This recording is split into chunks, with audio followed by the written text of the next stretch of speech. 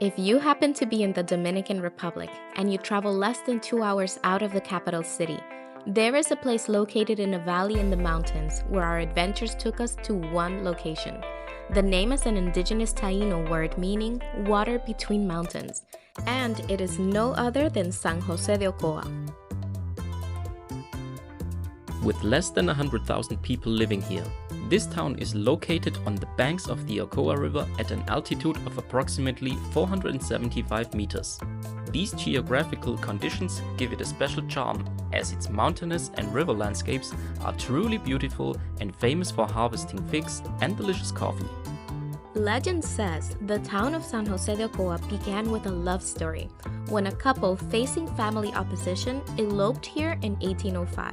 Others joined them, thus forming the town's first settlement. But we are here to share another story with you about a man and how, instead of letting the past fade away, he chose to honor it. Our journey took us to La Terraza de Gloria. In the heart of this small town, this house has seen around 100 years of history. Jorge Chame Isa is the owner. And together with his wife Albi, he spent years restoring his childhood home, not just with paint and wood, but also with the flavors and traditions that defined his family.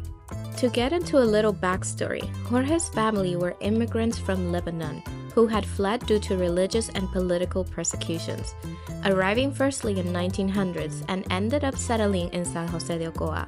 His grandparents met and married and received the house as a gift where they lived and had 7 children. During the 70s, the family business flourished and their house continued to thrive with family gatherings. But with the years and the passing of more relatives, Jorge felt the need to keep his home alive and decided to create this space for events, which has been attracting visitors from all over the world.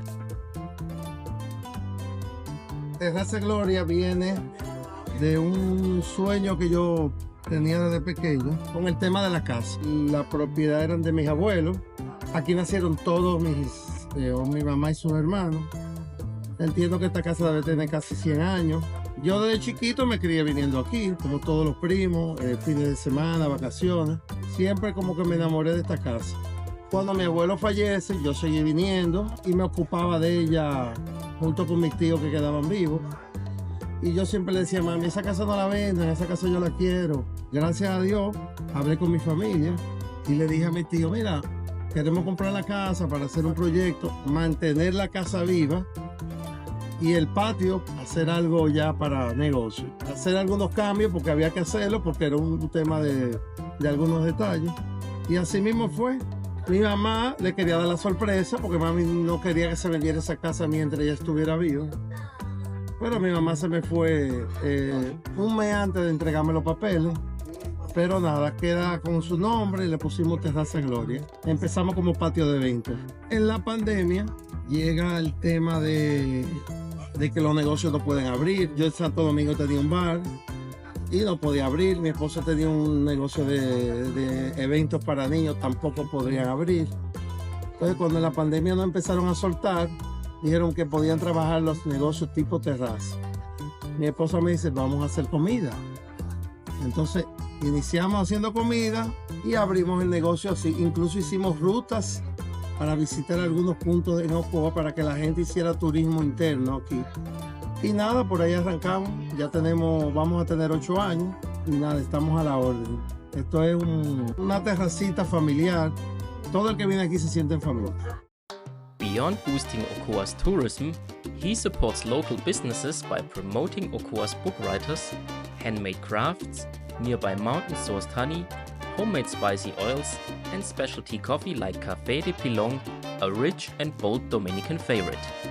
He also offers rooms to stay with refurbished original decor of the house. Now let's talk about the food.